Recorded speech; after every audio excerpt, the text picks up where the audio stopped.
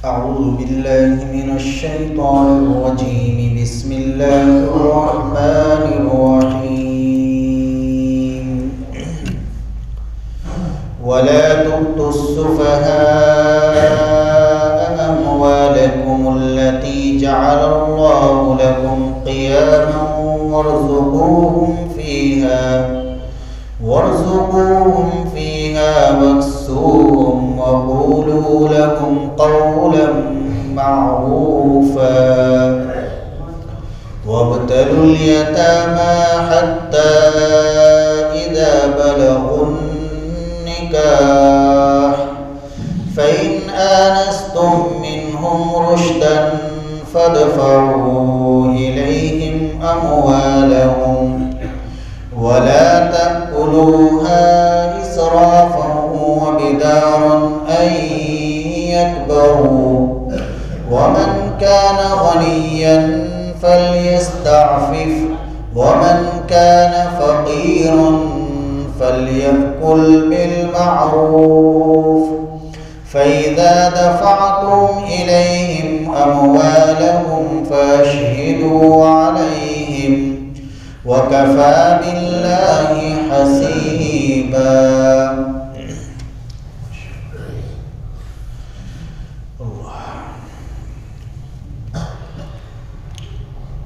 اور نہ دو بے عقلوں کو ان کے مال، وہ مال کہ جس کو اللہ نے تمہارے لیے گزارے کا سبب بنایا، سرمایہ حیات بنایا، اور اس مال میں سے ان کو کھلاتے رہو اور ان کو پہناتے رہو. وَقُولُوا لَهُمْ قَوْلًا مَعْرُوفًا، اور ان سے نرم بات کہو، معقول بات کہو. اس سے پہلی آیات شریفہ میں یتیم کے مال کے بارے میں حکم آیا تھا وَآتُوا الْيَتَامَى أَمْوَالَهُمْ، کہ یتیموں کا مال ان کے حوالے کر دو، یتیموں کا مال ان کو دے دو، اور یتیموں کے مال میں کوئی اپنی طرف سے کوئی تصرف نہ کرو. یہ نہیں کہ ان کا عمدہ مال لے کر گھٹیا مال اس کی جگہ رکھ دو، ایسا نہ کرو. ان کے مال کو اپنے مالوں کے ساتھ ملا کر نہ کھاؤ. اور اسی طریقے سے عورتوں کے حقوق کا بیان آیا کہ عورتوں کا جو حق ہے تمہارے ذمے، حق مہر مال، تو وہ بھی عورتوں کو، خواتین کو پورا ادا کر دو. تو یہ جو یتیموں کا تذکرہ آیا تھا کہ یتیموں کا مال ان کو دے دو، تو اس سے بات ذہن میں آ سکتی تھی کہ یتیم کو اس کا مال فوراً دے دیا جائے، یتیم کو اس کا مال فوراً دے دیا جائے. اللہ کا حکم آ گیا ہے، خواہ اس میں تمیز ہو یا نہ ہو، ہوشیاری پیدا ہوئی ہو یا نہ ہوئی ہو، اور چھوٹی عمر کا ہو، بڑی عمر کا ہو. تو اس آیت شریفہ میں اس کی اصلاح کی گئی ہے. فرمایا، اللہ تعالیٰ فرماتے ہیں وَلَا تُؤْتُوا السُّفَهَاءَ أَمْوَالَكُمْ، کہ جب تک یتیم بے عقل ہے، اس کے اندر تمیز پیدا نہیں ہوئی ہے، ہوشیار نہیں ہوا ہے، تو اس وقت تک ان کا مال ان کے حوالے نہ کرو. آیت شریفہ میں تو مطلق فرمایا وَلَا تُؤْتُوا السُّفَهَاءَ أَمْوَالَكُمْ، بے عقلوں کو، کم عقلوں کو اپنا مال نہ دو. کون سا مال؟ الَّذِي جَعَلَ اللَّهُ لَكُمْ قِيَامًا، وہ مال کہ جس کو اللہ نے تمہارے لیے سرمایہ حیات بنایا ہے، گزارے کا سبب بنایا ہے. قیام کے معنی گزارے کا سبب، گزران کا سبب، سرمایہ حیات. تو اس آیت شریفہ کے اس ٹکڑے سے ایک بات تو یہ معلوم ہوئی کہ اگر اللہ تعالیٰ نے کسی انسان کو مال عطا کیا ہے تو مال کی حفاظت ضروری ہے. مال کی اہمیت کا آیت شریفہ کے ایک لفظ سے پتہ چلتا ہے، قیامہ. اس سے کہ اللہ نے جو مال بنایا ہے تو اس مال کو زندگی گزارنے میں بڑا دخل ہے. اگر تمہارے پاس مال ہے تو اس مال کو اسراف کر کے، فضول خرچی کر کے ضائع نہ کرو، غلط کاموں میں ضائع نہ کرو، بلکہ وہ تمہاری زندگی کا ایک سرمایہ ہے، تمہارے حیات کے لیے ایک سرمایہ ہے، تمہارے گزارے کا ایک سبب ہے، لہذا اس کی حفاظت کرو، صحیح جگہ اس کو استعمال کرو۔ اور دوسری بات یہ کہ اپنا مال کم عقلوں کو نہ دو۔ رئیس المفسرین حضرت عبداللہ ابن عباس رضی اللہ تعالی عنہما فرماتے ہیں کہ اس آیت شریفہ سے معلوم ہوتا ہے کہ انسان اپنا پورا مال بیوی کے یا بچوں کے حوالے نہ کرے، چونکہ بیوی اور بچے کم عقل ہوتے ہیں، عورتیں بھی کم عقل ہوتی ہیں اور بچے بھی کم عقل ہوتے ہیں۔ اگر ایسا کرو گے کہ اپنا پورا مال بیوی بچوں کے حوالے کر دو گے، انہیں قیم منتظم بنا دو گے اپنی زندگی میں، تو بہت جلدی تنگ دستی دیکھنے کو ملے گی۔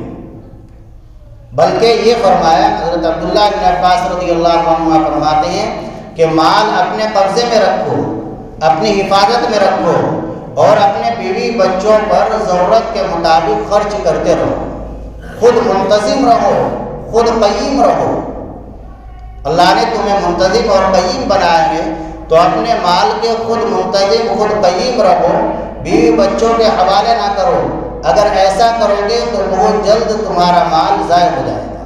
عورتیں بھی ایک دم خرچ کر دے گی، بچے بھی اڑا دیں گے مال، چونکہ انہیں اس مال کی اہمیت کا اور قدر کا پتہ ہی نہیں، ان کی اس پر محنت نہیں لگی، اس پر ان کا وقت نہیں لگا، انہیں باہر کے حالات کا پتہ نہیں کہ کیسے ایک روپیہ کمایا جاتا ہے، تو پھر ان کے دل میں کیا اہمیت ہوگی۔ بہرحال اگر اللہ تعالیٰ نے کسی کو مال دیا ہے تو اس مال کی حفاظت ضروری ہے۔ مال کو اللہ نے سرمایہ حیات بتلایا ہے، قیامہ الذی جعل لکم الارض التی جعل اللہ لکم قیامہ، کہ اس مال کو اللہ تعالیٰ نے تمہارے لیے سرمایہ حیات بنایا ہے۔ حدیث شریف کے اندر ہے کہ آدمی کے پاس مال ہے، آدمی اپنے مال کی حفاظت کرے، اگر اس مال کی حفاظت کرتا ہوا شہید ہو گیا تو اس مال کی حفاظت کرتا ہوا قتل کر دیا گیا، مار دیا گیا، تو وہ شہید شمار ہوگا اللہ کے یہاں۔ من قتل دون مالہ فہو شہید ومن قتل دون نفسہ فہو شہید، بخاری مسلم کی روایت ہے۔ جو اپنی جان کی حفاظت کرتا ہوا مارا گیا، یہ نہیں کہ جان ایک دم پیش کر دے، لو مار دو مجھے آگے، یہ کیا ہے؟ نہیں، اپنی جان کی حفاظت کرے، دشمن کا قوت کے ساتھ دفاع کرے، اقدام تو نہ کرے، لیکن اگر کوئی دشمن حملہ کر رہا ہے تو پھر قوت کے ساتھ دفاع کرے، فوراً اپنی جان کو اس پر پیش نہ کرے۔ یہ شریعت کے اندر مضمون ہے۔ اللہ کے نبی نے ارشاد فرمایا جو اپنی جان کی حفاظت کرتا ہوا مارا گیا فہو شہید۔ ایسے ہی مال ہے، چور ڈاکو آئے تو ایسے تھوڑا ہی ان کو مال اٹھا کے دے دے، نہیں، ان کا مقابلہ کریں۔ اور یہ حدیث ذہن میں رکھے، من قتل دون مالہ فہو شہید، جو اپنے مال کی حفاظت کرتا ہوا مارا گیا وہ شہید ہے۔ آپ کی کوئی زمین دبا رہا ہے، کوئی گھر دبا رہا ہے، تو آپ یہ تھوڑا ہی کہ دبا لے، یہ نہیں، اس کی حفاظت ضروری ہے، اسے منع کرو۔ ایک بات تو یہ، دوسری بات یہ ہے کہ حدیث شریف سے بعض روایات سے تو معلوم ہوتا ہے، اور ویسے بعض بزرگوں کے اقوال سے، کہ مال بہت بری چیز ہے، لیکن اللہ کے نبی صلی اللہ علیہ وسلم کی دو حدیثیں ایسی ہیں جن سے معلوم ہوتا ہے کہ مال اچھی چیز ہے، بشرطے کہ اس کو صحیح جگہ میں خرچ کیا جائے۔ ایک حدیث شریف تو مشکات شریف میں ہے، نعم المال الصالح للرجل الصالح، نیک آدمی کے لیے پاکیزہ مال، حلال مال بہترین متاع حیات ہے، بہترین متاع حیات ہے، زندگی کا بہترین سامان ہے۔ آدمی خود نیک ہو اور اس کے پاس مال بھی حلال اور پاکیزہ ہو تو کوئی مذموم نہیں۔ حدیث پاک کے اندر ایسے مال کی تعریف بیان کی گئی ہے۔ ایسے ایک روایت میں اللہ کے نبی صلی اللہ علیہ وسلم نے ارشاد فرمایا، لا بأس بالغنا لمن اتقى اللہ عز وجل، کہ ایسا آدمی جس کے اندر اللہ کا خوف ہے، اللہ کا ڈر ہے، تقویٰ ہے، تو اس کے لیے مالدار ہونے میں کوئی قباحت اور برائی نہیں ہے۔ اگر تقوی کے ساتھ ساتھ مالداری ہے تو پھر مالدار ہونے میں کوئی قباحت، کوئی برائی نہیں ہے، چونکہ اس کے اندر جو خوف خدا ہے، تقویٰ ہے، تقویٰ یعنی ایسا کام جو اللہ تعالیٰ کو ناپسند ہے، ایسی بات جو اللہ تعالیٰ کو ناپسند ہے، اس کا نہ زبان سے تکلم کرے اور نہ ہی اپنے اعضاء سے ایسے کام کو صادر ہونے دے کہ جو اللہ کو ناپسند ہے۔ تو جب آدمی کے دل میں ڈر، خوف ہوگا تو پھر مال کو معاصی میں اور گناہوں میں خرچ نہیں کرے گا، بلکہ اس مال کا وہ حق ادا کرے گا۔ اس مال کے ذریعے سے وہ اللہ کا قرب حاصل کرے گا، اپنی آخرت بنائے گا، اس مال کو اپنی جائز ضروریات میں خرچ کرے گا، محتاجوں کی ضرورت میں خرچ کرے گا، حج عمروں میں خرچ کرے گا، اپنے اعزاء اقارب پر خرچ کرے گا۔ چنانچہ جو لوگ ایسے ہیں، دیکھتے ہیں کہ وہ حج عمرے پر، اپنے والدین پر اور دوسرے محتاجوں کی ضرورتوں میں خرچ کرتے ہیں۔ تو لہذا اللہ کے نبی صلی اللہ علیہ وسلم نے ارشاد فرمایا کہ اگر آدمی میں تقویٰ ہے تو پھر مالدار ہونے میں کوئی حرج نہیں۔ بلکہ حضرت مفتی شفیع صاحب رحمۃ اللہ علیہ نے لکھا ہے کہ پرانے بزرگوں نے جو مال کی مذمت کی ہے اور سادہ زندگی گزارنے کو ترجیح دی ہے، تو ان کا ایمان، ان کا دین مضبوط تھا، قوی تھا۔ وہ مال کے مقابلے میں اپنے دین کا، اپنے ایمان کا سودا کرنے والے نہیں تھے۔ وہ ہر طرح کی تکلیف برداشت کر لیتے لیکن اپنے دین کا سودا نہ کرتے۔ اور آج کا جو زمانہ ہے، اس زمانے میں ایمانی کمزوری ہے اور دینی کمزوری ہے۔ اگر ہمارے اوپر کچھ حالات آ جائے، اللہ نہ کرے ایمان والے پر حالات آ جائے، پریشانیاں آ جائیں، تکلیفیں آ جائیں، تو وہ سب سے پہلے اپنے دین کا ہی سودا کر بیٹھتا ہے۔ اللہ کے نبی نے ارشاد فرمایا قاد الفقر ان یکون کفرا، فقر و فاقہ تنگدستی انسان کو کفر تک پہنچا سکتی ہے۔ فقر و فاقہ تنگدستی ایک انسان کو کفر تک پہنچا سکتی ہے۔ سفیان ثوری رحمۃ اللہ علیہ فرماتے ہیں، ایک محدث ہے، ارشاد فرماتے ہیں کہ کان المال فیما مضی یکرہ واما اليوم فهو ترس المؤمن، کہ پہلے زمانے میں مال مذموم اور ناپسندیدہ سمجھا جاتا تھا، لیکن آج کے زمانے میں مال یہ مومن کی ڈھال ہے۔ آج کے زمانے میں مال مومن کی ڈھال ہے۔ اور انہی کا آگے مقولہ ہے، ارشاد فرماتے ہیں کہ اگر کسی آدمی کے پاس کچھ دراہم دنانیر ہو تو اپنے ان دراہم دنانیر کی حفاظت کرے، ان کو ایک دم ضائع نہ کر دے، خرچ نہ کر دے۔ کیوں؟ اس لیے کہ اگر کوئی ضرورت پیش آ گئی اور اپنے پاس مال نہ ہوا تو ارشاد فرماتے ہیں کہ ایمان والا سب سے پہلے اپنے دین کو خرچ کر دے گا، دین کو بیچ ڈالے گا۔ تو ان آثار سے، ان اقوال سے، ان روایات سے معلوم ہوتا ہے کہ آدمی کو مال کمانے میں حلال طریقے سے، مال کمانے میں خوب کوشش کرنی چاہیے، حلال طریقے سے۔ حلال کمانا بھی فرض ہے، اور مال اللہ دے دے، اکٹھا ہو جائے تو اس مال کو یہ نہیں کہ بس جتنا کمایا اتنا ہی خرچ کر ڈالیں، اس کو حفاظت سے، تدبیر سے لے کر چلے، کچھ بچا کے بھی رکھے۔ پہلے بھی اس مضمون پہ ایک دن بات ہو چکی ہے حدیث شریف کی روشنی میں کہ آدمی اپنے پاس مال رکھ سکتا ہے، رکھے، لیکن اس کا حق ادا کرتا رہے۔ زکوٰۃ اس کا حق ہے، وہ دے، اپنی بیوی بچوں پر خرچ کرے، اور ضرورت مند ہے ان پر خرچ کرے۔ تو بہرحال آیت شریفہ کے اس ٹکڑے سے یہ بات معلوم ہوئی کہ مال کوئی مذموم چیز نہیں ہے، لیکن شرط یہی ہے کہ آدمی مالدار تقوی والا ہو اور وہ مال بھی پاکیزہ ہو، وہ مال بھی حلال ہو۔ وَلَا تُؤْتُوا السُّفَهَاءَ أَمْوَالَكُمُ الَّتِي جَعَلَ اللَّهُ لَكُمْ قِيَامًا، اور کم عقلوں کو اپنے مال حوالے نہ کرو جن مالوں کو اللہ نے تمہارے لیے سرمایہ حیات بنایا ہے۔ وارزقوہم فیہا، اور ان مالوں میں سے ان کم عقلوں کو، تمہارے بیوی بچے ہیں یا تمہاری کفالت میں کچھ یتیم بچے ہیں، ان کو کھلاتے رہو۔ واکسوہم، اور ان کو پہناتے رہو۔ وقولوا لہم قولا معروفا، اور اگر وہ تم سے مال کا مطالبہ کرے، بیوی مطالبہ کر رہی ہے پورا مال میرے حوالے کر دو، بچے مطالبہ کر رہے ہیں ابا کاروبار سب ہمیں دے دو، آپ سے نہیں چلے گا اب ہم، یا کہتے ہیں اس طرح، بڑھاپے میں عقل بتانے لگتے ہیں بچے کہ اب ہمیں الگ، ایسا نہیں، باپ کے عقل کو نہیں پہنچ سکتا کتنا بھی پڑھ لے، اس نے زمانہ دیکھ رکھا ہے، باپ ہی ہے۔ ایسے ہی وہ یتیم بچے جو آپ کی کفالت میں ہیں، وہ یتیم بچے کہنے لگے کہ چچا یا تایا ہمارا مال ہمیں ہی دے دو، تو اللہ تعالیٰ فرماتے ہیں مال تو ان کے حوالے نہ کرو لیکن ان سے نرم بات کہہ دو۔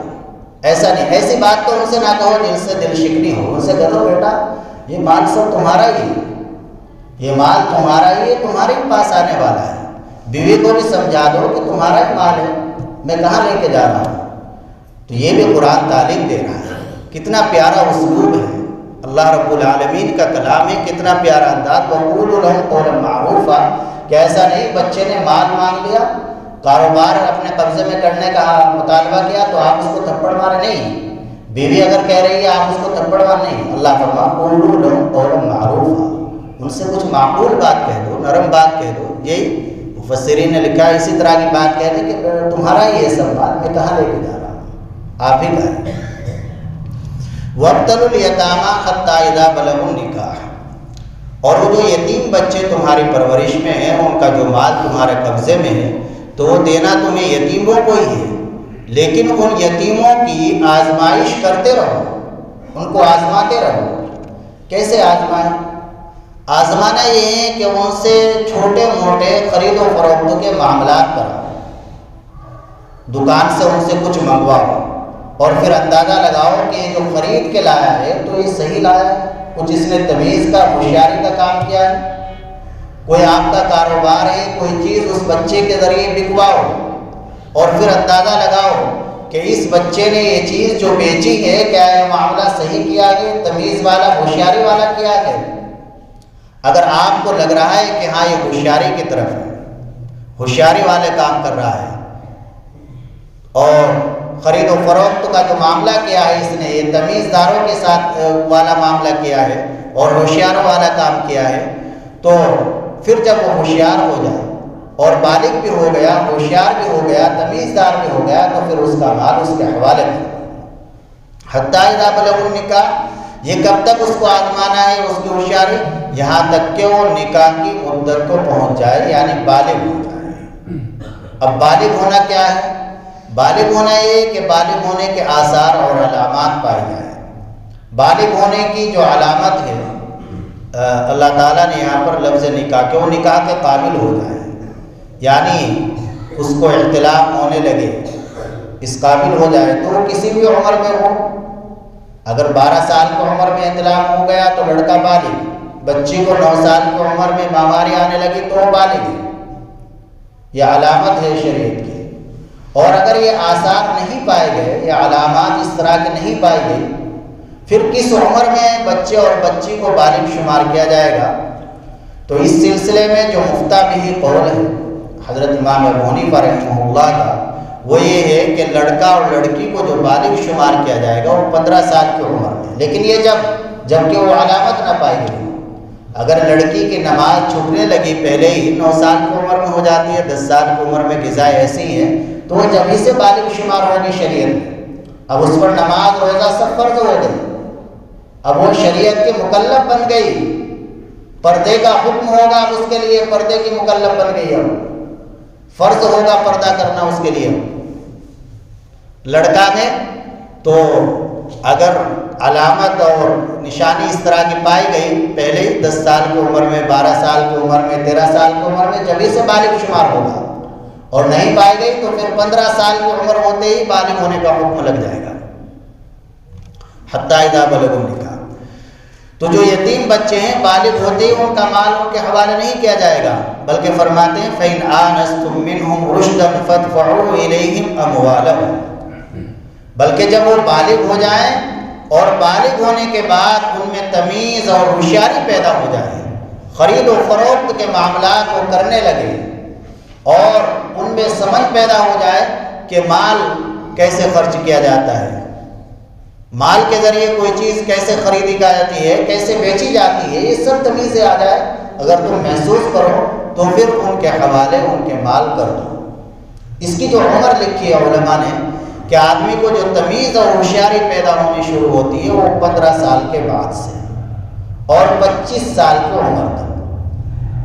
تو بعض کو تو 15 16 17 18 سال کی عمر میں ہوشیاری اچھی آ جاتی، بعض کو 25 سال کی عمر میں، اور بعض ایسے ہیں کہ 25 سال کی عمر میں بھی ان کو کوئی ہوشیاری تمیز پیدا نہیں ہوتی، تو علماء نے لکھا ہے پھر انتظار نہیں کیا جائے گا، پھر اس کا مال اس کے حوالے کر دیا جائے گا، الا یہ کہ وہ مجنون ہے، تو مجنون اگر ہے تو اس کے تو حوالے کبھی بھی مال نہیں کیا جائے گا، وہ تو ہمیشہ نابالغ بچے کا حکم میں رہے گا۔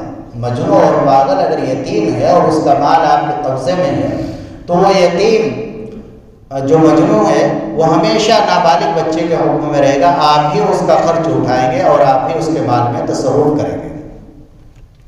فَإِنْ آنَسْتُم مِّنْهُمْ رُشْدًا فَادْفَعُوا إِلَيْهِمْ أَمْوَالَهُمْ، بس اگر تم ان سے محسوس کرو ہوشیاری تو ان کے مال ان کے حوالے کر دو۔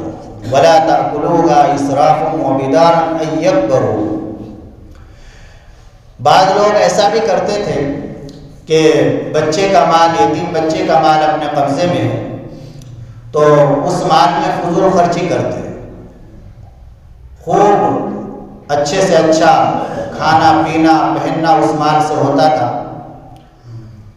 اور اس وجہ سے کہ اگر بچہ بڑا ہو گیا تو پھر یہ مال اس کے حوالے کرنا پڑے گا، تو اللہ تعالیٰ نے یہ دروازہ بند کیا اور اس کام سے منع فرمایا اور فرمایا وَلَا تَأْكُلُوهَا إِسْرَافًا، ان کے مالوں کو اسراف کر کے فضول خرچی کر کے نہ ختم کر دو، نہ کھاؤ، وَبِدَارًا أَن يَكْبَرُوا، اور جلدی بازی میں کہ کہیں وہ بڑے نہ ہو جائے، ان کے بڑا ہونے کے ڈر سے جلدی جلدی ان کے مال کو خرچ نہ کرو۔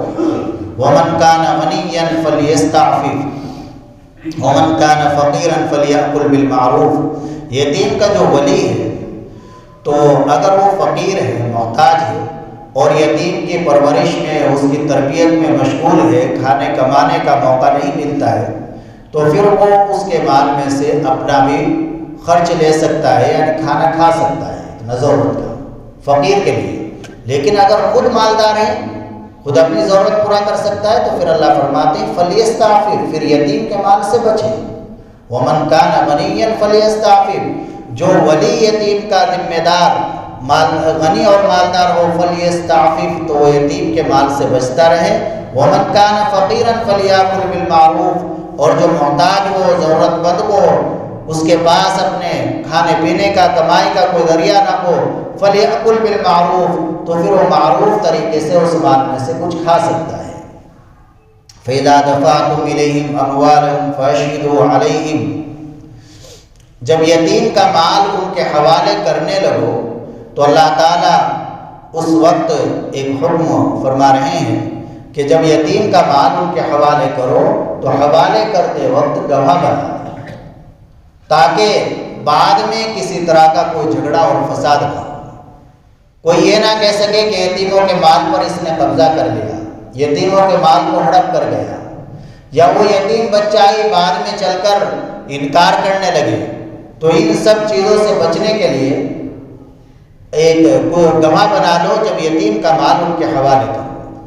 وَكَفَى بِاللَّهِ حَسِيبًا، اللہ تعالیٰ ہی کافی ہے حساب لینے والے، یعنی یہ یاد رکھو کہ اصل گواہ اور اصل حساب لینے والے اللہ ہیں۔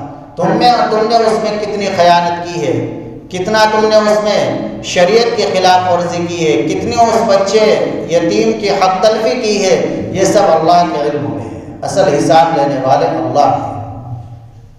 فَإِذَا دَفَعْتُمْ إِلَيْهِمْ أَمْوَالَهُمْ فَأَشْهِدُوا عَلَيْهِمْ، پھر جب تم ان کو ان کے مال حوالے کرنے لگو تو ان پر گواہ بنا لو، اور یاد رکھو کہ اللہ ہی کافی ہیں حساب لینے والے ہیں۔ اللہ عمل کی توفیق عطا فرمائے۔ الحمدللہ رب العالمین. اللہم اجعل صلواتک ورحمتک وبرکاتک علی سید المرسلین امام المتقین وخاتم النبیین محمد عبدک ورسولک امام الخیر وقائد الخیر ورسول الرحمہ. اللہم ابعثہ مقاما محمودا یقبت به الاولون والآخرون. اللہم صلی علی محمد وعلى آل محمد كما صليت على إبراهيم وعلى آل إبراهيم إنك حميد مجيد.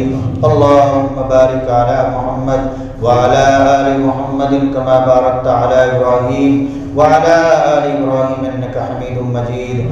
ربنا ظلمنا أنفسنا وإن لم تغفر لنا وترحمنا لنكونن من الخاسرين.